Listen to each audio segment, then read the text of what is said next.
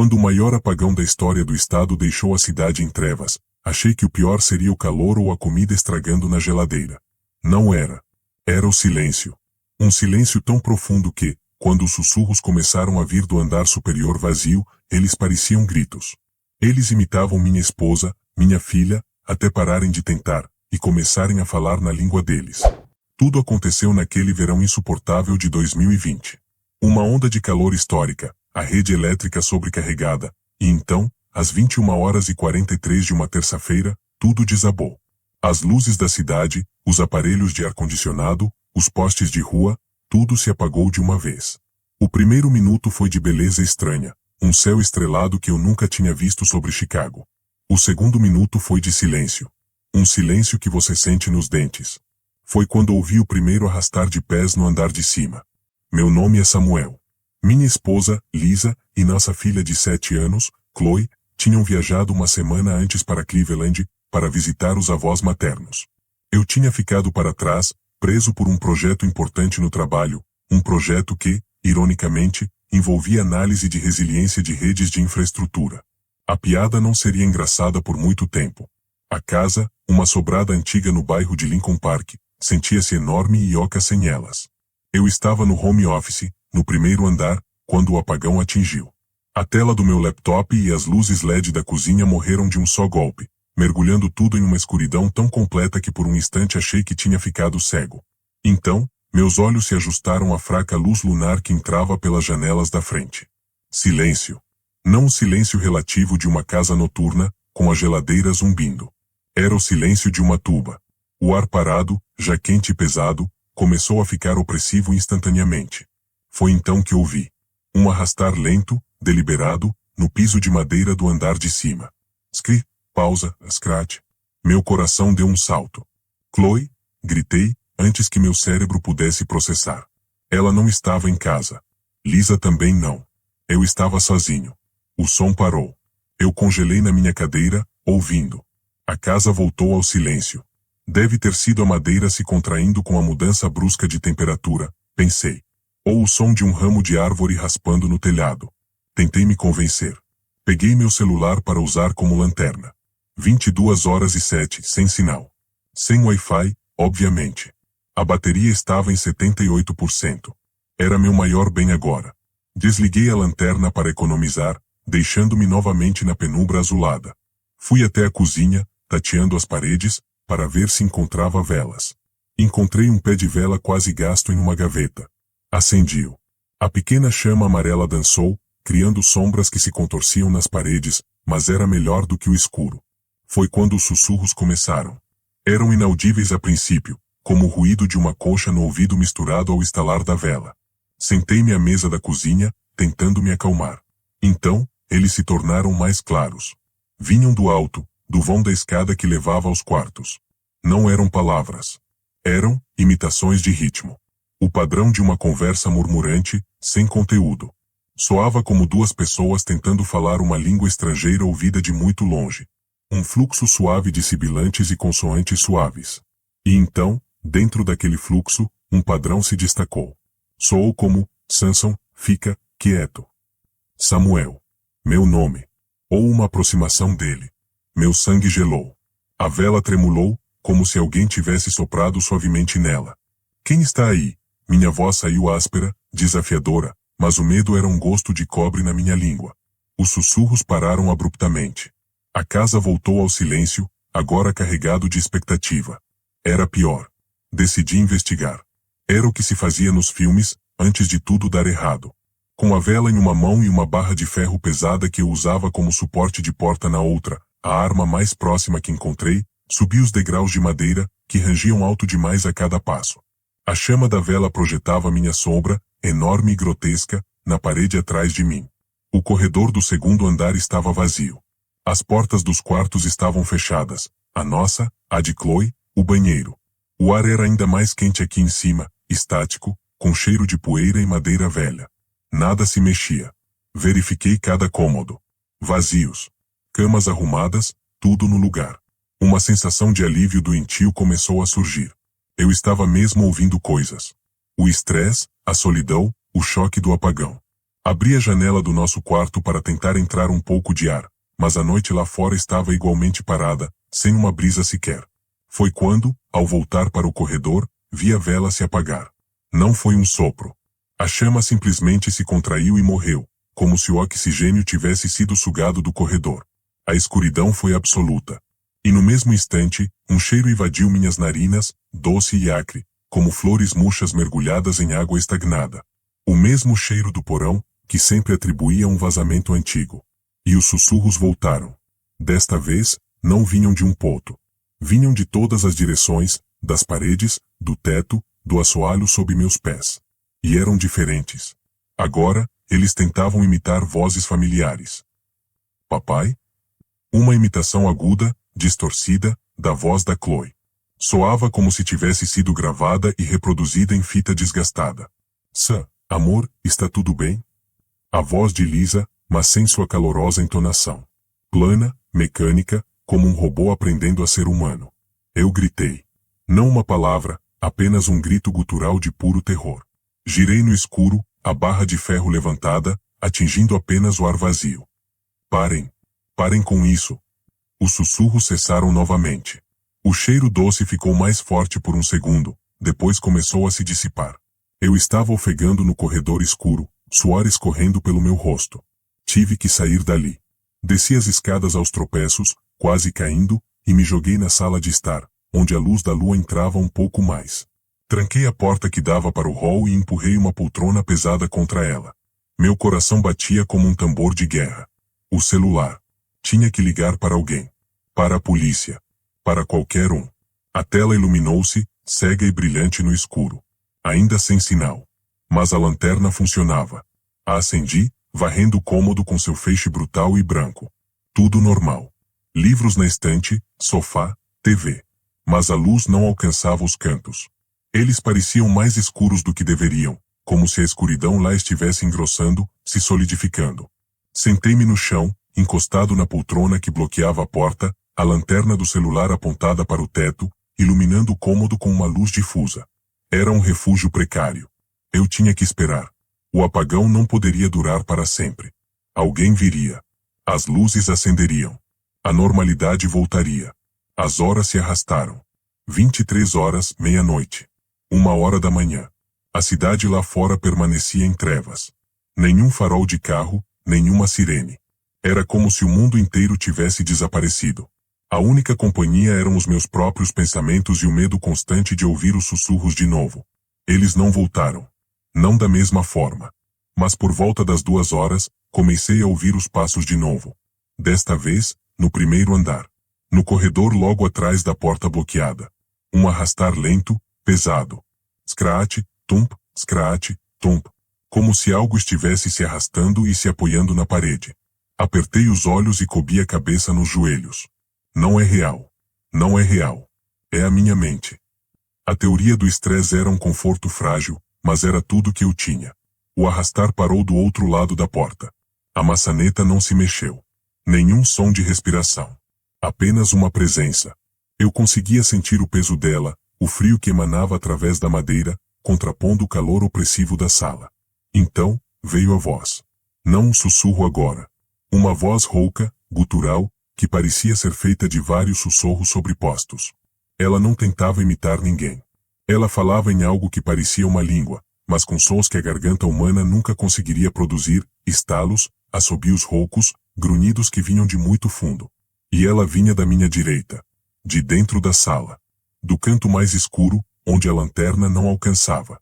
Meu pescoço doía de tanto tensionar os músculos.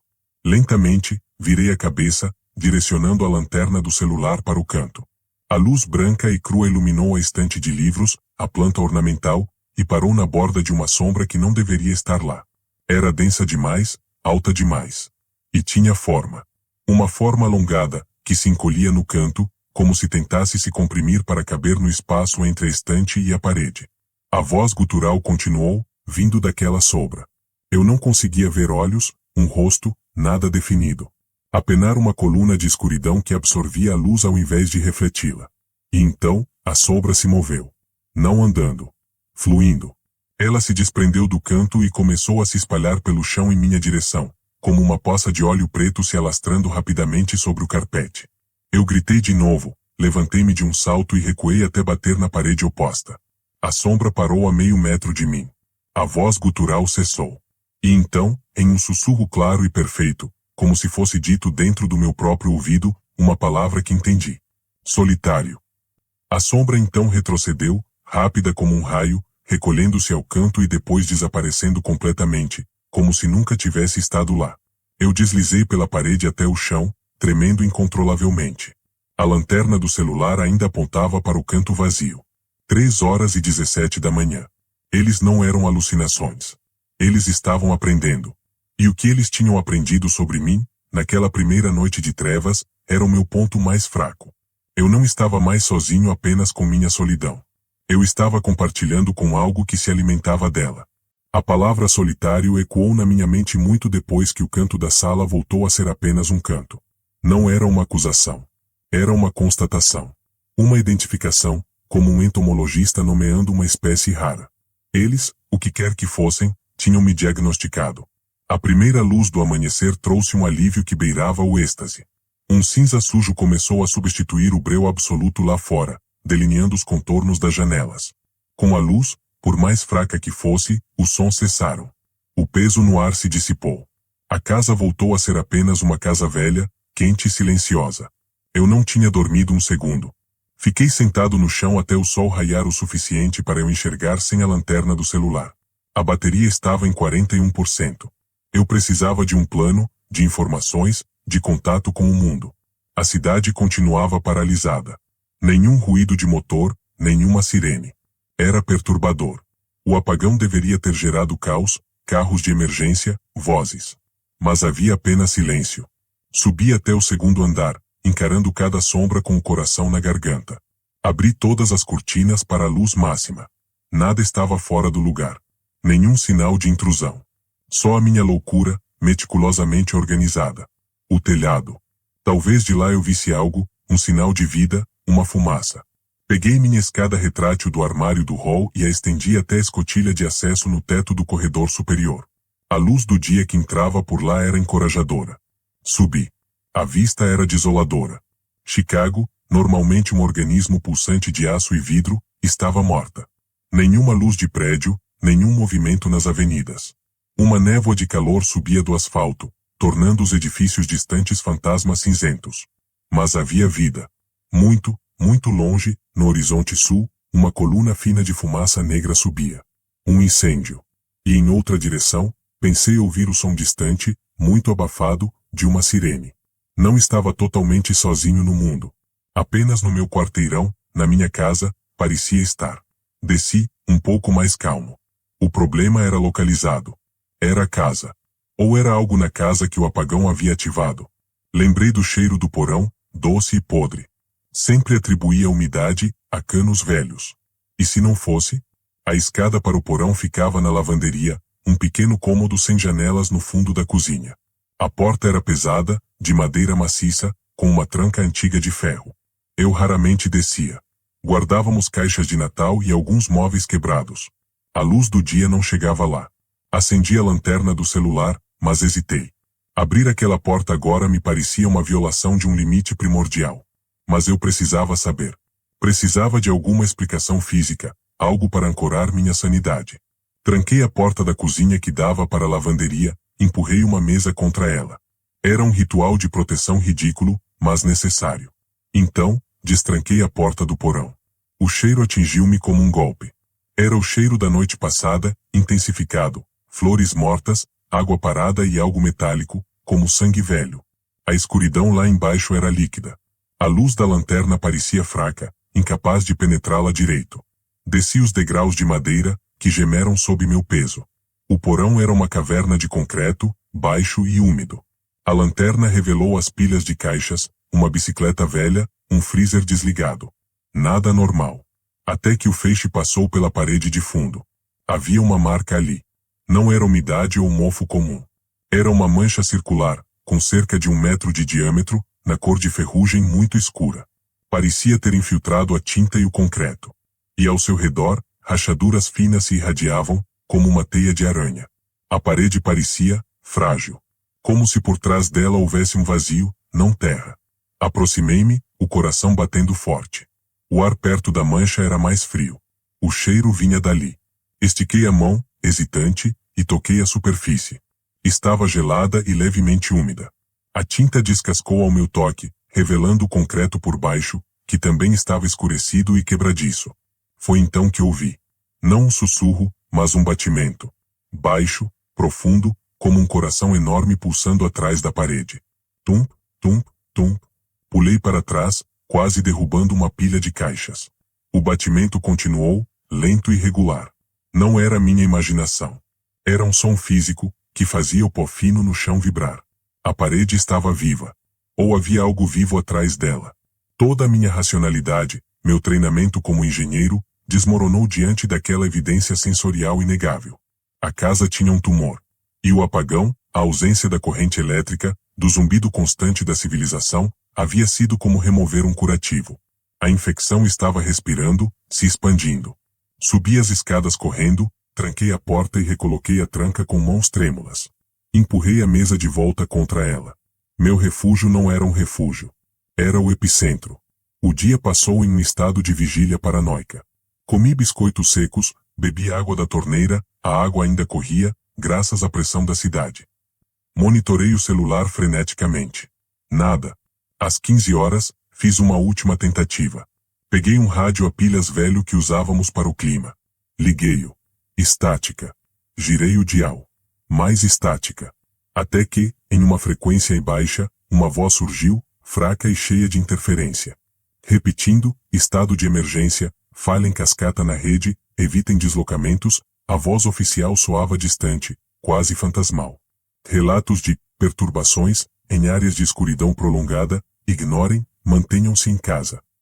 Perturbações. A palavra foi dita com uma pressa, um desejo claro de minimizar. O governo sabia. Sabia que não era só a luz que havia ido embora. A voz sumiu na estática. Tentei encontrar outra estação, mas só havia o ruído branco, e dentro dele, sussurros. Os mesmos sussurros. Eles estavam nas ondas de rádio também. Desliguei o aparelho, nauseado. O mundo lá fora estava tão infectado quanto minha casa. Só que em outras casas, talvez as perturbações fossem diferentes. Talvez fossem sons de choro no porão, vultos nos corredores, vozes de entes queridos chamando do quintal escuro. A noite se aproximava. O terror era uma presença física, um nó no estômago que apertava a cada minuto que passava. Preparei-me. Reuni todas as velas que encontrei, talvez uma dúzia, e as acendi na sala de estar, criando um perímetro de luz trêmula. Peguei a barra de ferro. Sentei-me no centro do círculo de luz, de costas para a lareira fria, enfrentando a porta do corredor. O crepúsculo veio e foi. A escuridão engoliu a cidade novamente. E com ela, a vida voltou à casa. Primeiro, foi o cheiro, infiltrando-se pelas frestas da porta do porão. Depois, os arrastares no andar de cima começaram, mais pesados, como se agora houvesse mais de uma coisa se movendo. Os sussurros vieram em seguida, mas desta vez não tentaram imitar. Eles conversavam entre si, naquela língua de estalos e assobios. Pareciam animados. Eu me encolhi dentro do meu círculo de luz. As chamas das velas bruxuleavam, embora não houvesse corrente de ar. Algo estava sugando o oxigênio, testando os limites da minha proteção. Então, uma voz falou, clara e próxima, vinda do outro lado da porta da cozinha.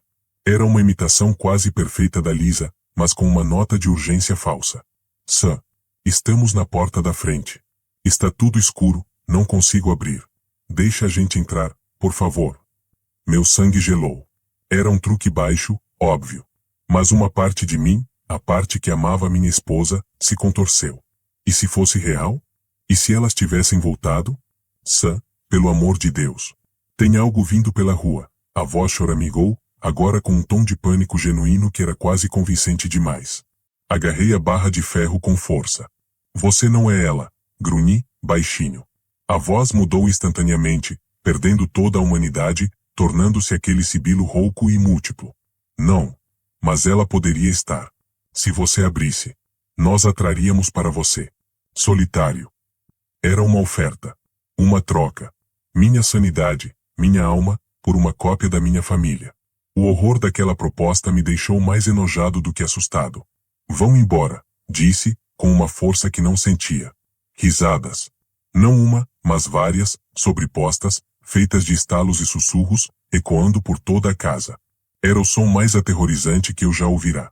A porta da cozinha, que eu havia trancado e bloqueado com a mesa, começou a tremer. Não era uma batida violenta. Era um tremor fino, constante, como se uma corrente de energia a estivesse sacudindo. A mesa arranhava o piso de madeira, centímetro por centímetro, se movendo para o lado. Eles estavam ficando mais fortes. A noite era deles. E cada minuto de escuridão os alimentava. Olhei para as velas. 3 já haviam se apagado. As outras estavam com as chamas cada vez menores, afundando em poças de cera, como se estivessem queimando algo mais pesado que ar. Eu não sobreviveria a mais uma noite. O círculo estava falhando. Foi então que me lembrei do gerador. Havia um velho gerador a gasolina no garagem, que eu comprara após uma tempestade anos atrás e nunca usará. Se eu conseguisse ligá-lo, poderia trazer a luz de volta. Luz real, elétrica, brilhante. Não a luz fraca e passiva das velas. Talvez isso os afastasse. Talvez fosse o antídoto. Era uma jogada desesperada. O garagem ficava do lado de fora, anexo à casa. Eu teria que sair do meu círculo, cruzar a cozinha escura, a lavanderia, e sair pela porta dos fundos. Teria que passar por eles. Mas era isso, ou esperar pelas trevas me consumirem. Enfiei o celular no bolso, agarrei a barra de ferro e a lanterna mais forte que tinha, uma lanterna tática de alta potência. Respirei fundo. Soprei as velas restantes. A escuridão me engoliu. Mas agora, eu estava me movendo.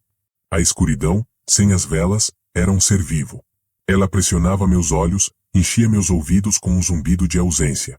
A lanterna tática em minha mão parecia uma agulha tentando furar um couro grosso. Seu feixe branco e brutal revelava apenas fragmentos do mundo. O braço de uma poltrona, a maçaneta da porta, o padrão assustador do carpete. O tremor na porta da cozinha havia parado. O silêncio era agora ativo, predatório. Eles sabiam que eu estava me movendo. Cruzei a sala de estar, cada passo ecoando alto demais. Alcancei a porta do corredor que levava à cozinha. Estava entreaberta. Atrás dela, apenas escuridão e aquele cheiro doce e podre, agora muito mais forte. Respirei fundo, enchi meus pulmões do ar viciado da sala, e empurrei a porta. O feixe da lanterna varreu a cozinha. A mesa que eu empurrara estava a meio metro de sua posição original, deixando um rastro claro no chão. Nada mais. Nenhuma sombra, nenhuma figura. Mas o ar estava gelado. Um frio de adega que fazia minha pele arrepiar sob o suor. Avancei, rápido e silencioso, em direção à porta da lavanderia. A maçaneta estava fria como gelo. Girei-a e empurrei. A lavanderia era um cubículo apertado. A porta do porão, à minha esquerda, parecia normal. Mas a porta dos fundos, que levava ao quintal e ao garagem, estava sujada. Algo escuro e viscoso escorrera do batente superior, formando linhas verticais na madeira, como se algo tivesse se espremido através das frestas por cima. O cheiro era insuportável aqui. Meu estômago embrulhou. Eles estavam do lado de fora também. Ou tinham estado. Caminhei até a porta, evitando tocar nas manchas. Destranquei a fechadura morta e a maçaneta. A porta abriu-se para fora com um rangido que pareceu rasgar o silêncio da noite. A noite lá fora não era melhor. O ar estava pesado, estagnado, sem uma brisa sequer. O quintal, um quadrado de grama mal cuidada, era uma poça de sombra sob o céu estrelado. O garagem ficava a uns 10 metros de distância, uma estrutura de madeira desconjuntada. Levantei a lanterna. O feixe cortou a escuridão e iluminou a porta do garagem. Ela estava aberta. Eu a tinha deixado trancada. Tinha certeza. O pavor fez um nó em minha garganta. Alguém, ou algo, estava lá dentro. Talvez esperando por mim. Talvez mexendo no gerador. Não tinha escolha. Era o garagem ou a casa. E a casa já não era mais um abrigo. Desci os 3 degraus de concreto e atravessei a grama úmida de orvalho, minha lanterna varrendo freneticamente os lados, os arbustos, as janelas escuras da casa dos vizinhos. Tudo parado. Tudo silencioso demais. Cheguei à porta aberta do garagem. O interior era um abismo de trevas que engolia a luz. Apoiei-me no batente, direcionando o feixe para dentro. Ferramentas penduradas, arame farpado, uma bicicleta velha. E no fundo, coberto por uma lona, o formato quadrado do gerador. Nada se mexia. Entrei. O chão de cimento estava gelado. Cada passo ecoava no espaço vazio. Cheguei até a lona e a puxei. O gerador, um monstro amarelo a gasolina, parecia intacto. Verifiquei rapidamente. Tinha combustível, o óleo estava no nível. A chave estava na ignição. Foi quando ouvi o clique. Não veio do gerador. Veio da porta. Virei a lanterna. A porta do garagem, que deixará aberta, agora estava fechada. E em frente a ela, de costas para a madeira, estava uma figura. Era alta e magra, mas não de forma sobrenatural. Vestia um macacão de trabalho puído, da cor do musgo seco. A cabeça estava baixa, o rosto oculto por um chapéu de abas largas. Não se mexia. Apenas ficava parada, bloqueando a saída. Quem é você? Minha voz saiu um sussurro rouco. A figura não respondeu. Levantou a mão lentamente, um gesto desajeitado, e apontou para algo atrás de mim. Instintivamente, virei a lanterna. Havia outra figura. Sentada em um banco de trabalho, perto da parede. Esta era mais baixa, atarracada. Também vestia trapos escuros. Seus ombros subiam e desciam lentamente, como se estivesse respirando com dificuldade. Ela também não olhava para mim. Olhava para o chão. E então, uma terceira forma se destacou das sombras à minha direita, perto de uma pilha de caixas. Magra, contorcida, apoiando-se em uma espécie de cajado. Eles não eram as sombras fluidas da casa. Eram sólidos. E pareciam humanos. Ou teriam parecido, se não fosse pela postura absolutamente imóvel, pela falta de qualquer resposta à minha presença, e pelo silêncio total que emanavam. O que vocês querem? Perguntei, recuando até encostar no gerador frio. A figura da porta, a que apontara, finalmente moveu a cabeça. O chapéu se inclinou para cima, e dentro da sombra que ele fazia, viram-se 2 pontos de luz fraca, esverdeados. Não eram olhos. Eram apenas pontos, como os do carvão em brasa. Então, ela falou. A voz não veio dela. Pareceu vir do garagem inteiro, de todas as superfícies ao mesmo tempo. Era uma voz de pedra se arrastando no fundo de um poço. O fio está cortado. O fluxo parou. Você quer religar? Era uma afirmação, não uma pergunta. Sim, respondi, agarrando-me àquela faísca de comunicação, por mais aterrorizante que fosse. Preciso de luz. A figura sentada no banco sacudiu a cabeça, um movimento lento e pesado. A voz veio de novo, talvez dela, talvez de todas. A luz queima. A luz é barulho. Nós estamos quietos agora. Há muito tempo não estamos tão quietos. Eles gostavam do apagão. A escuridão era o ambiente natural deles. O silêncio da rede elétrica morta lhes dava espaço para existirem plenamente. Eu só preciso ligar por um tempo. Tentei barganhar, minha mente procurando uma lógica, um acordo. Depois posso desligar. A figura com o cajado deu um passo à frente. Seus movimentos eram desarticulados, como um marionete com fios quebrados. Você trouxe o eco para cá. O eco da solidão. Ele é barulhento. Ele atrai outros. Ele perturba a quietude.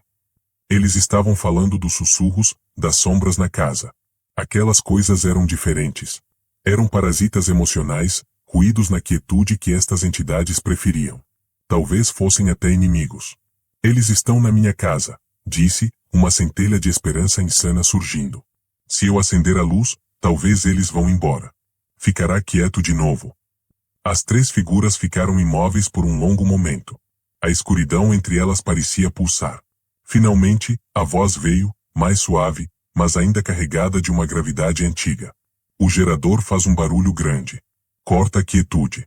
Mas, o eco sumiria. O equilíbrio voltaria. A figura da porta virou a cabeça para olhar para suas companheiras, num gesto que parecia quase humano.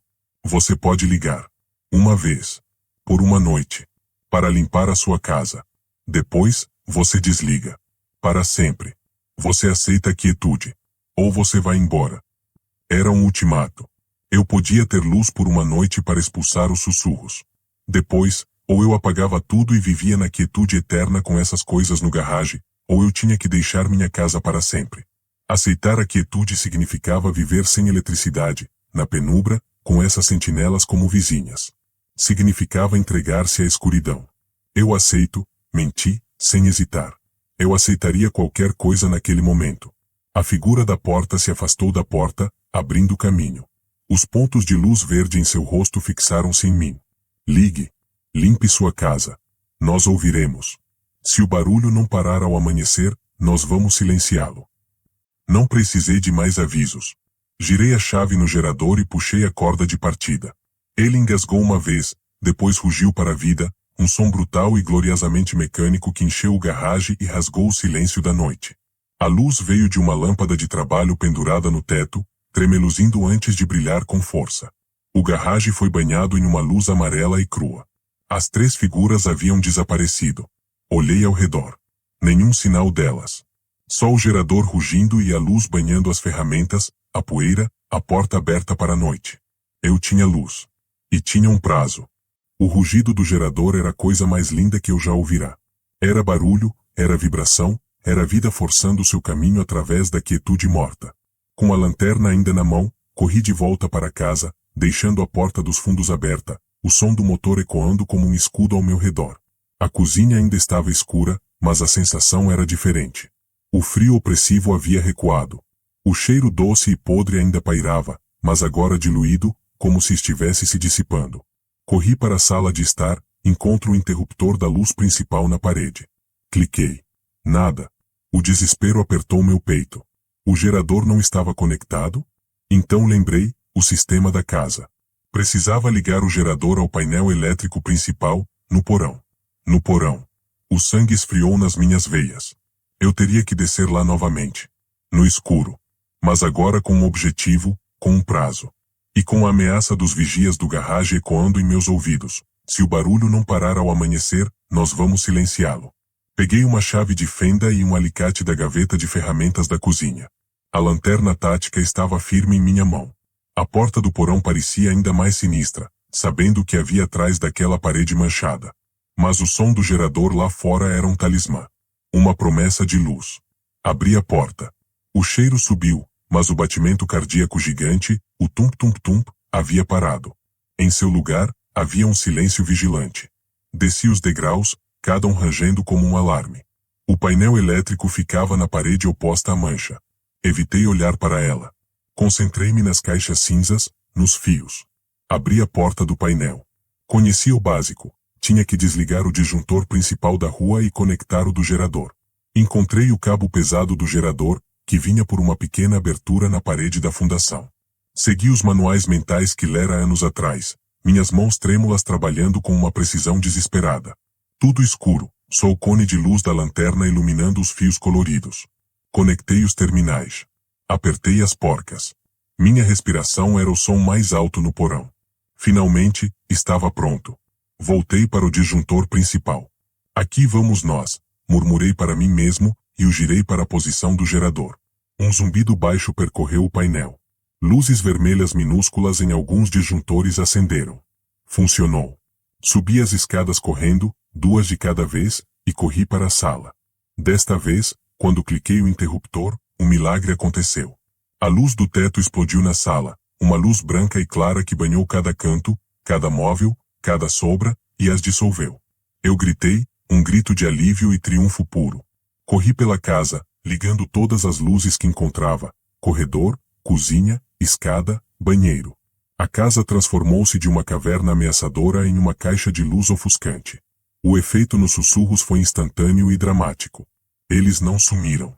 Tornaram-se agudos, frenéticos, doloridos. Os arrastares no andar de cima se aceleraram, soando como arranhões desesperados contra o piso. Os sussurros na língua estranha tornaram-se guinchos de estática, sobrecarregados, distorcidos. Era como se a luz fosse ácido para eles. Isso, gritei para o vazio, embriagado pelo poder. Saiam da minha casa. Subi as escadas, a barra de ferro em uma mão. As luzes estavam acesas lá em cima também.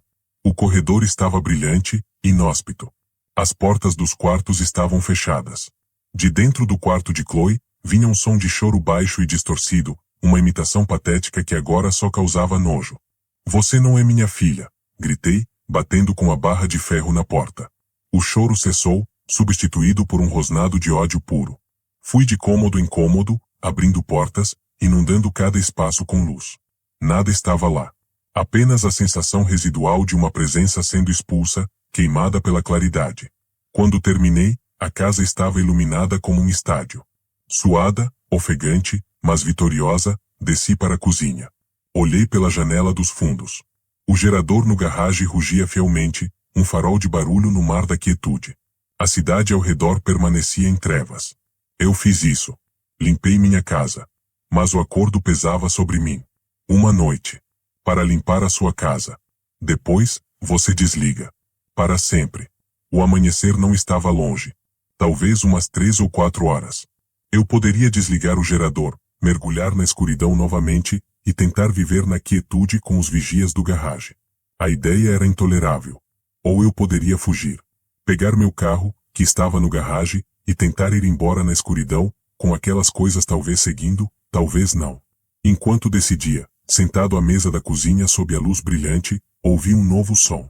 Diferente. Vindo de fora. Era um grito humano. Longe, mas inconfundível. Vindo da rua. Depois outro.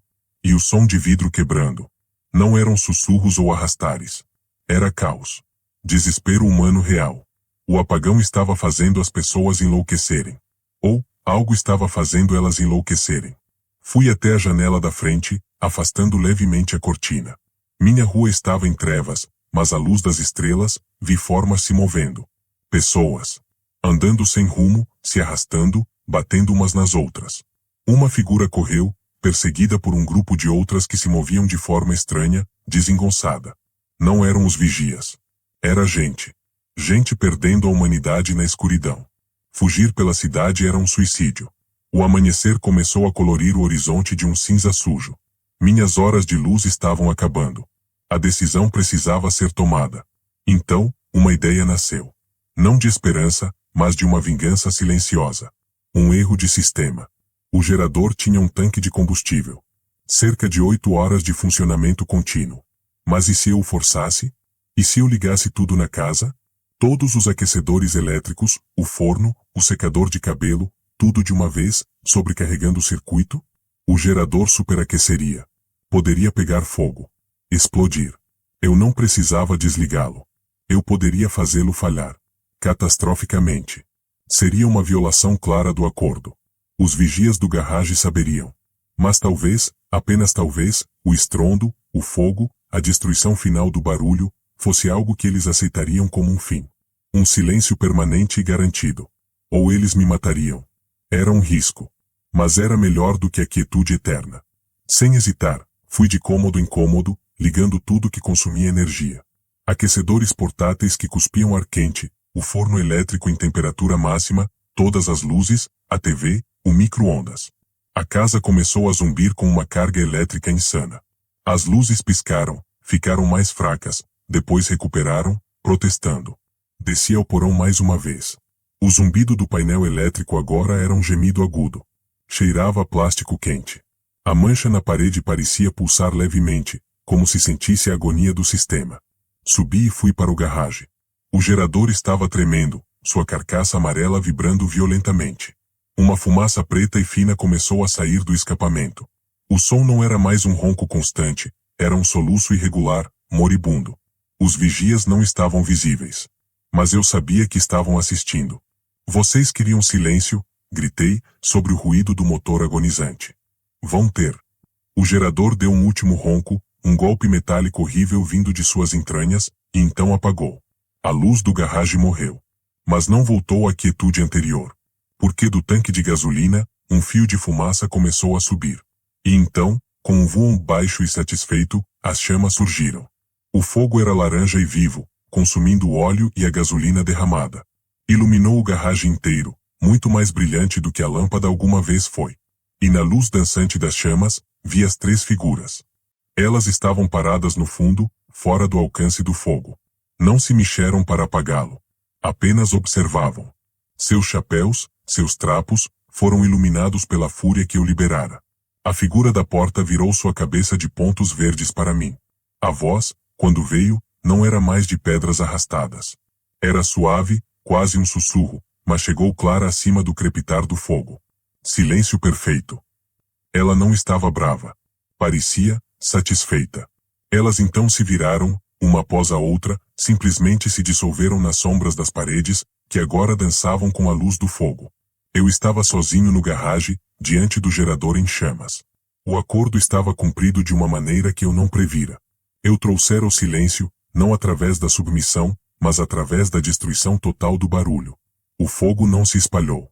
Queimou apenas o gerador e um pouco do chão ao redor antes de morrer, por falta de combustível. A casa, agora sem energia, mergulhou novamente na escuridão. Mas era uma escuridão diferente. O cheiro doce tinha ido embora. Os sussurros não voltaram. A casa estava vazia. Apenas uma casa.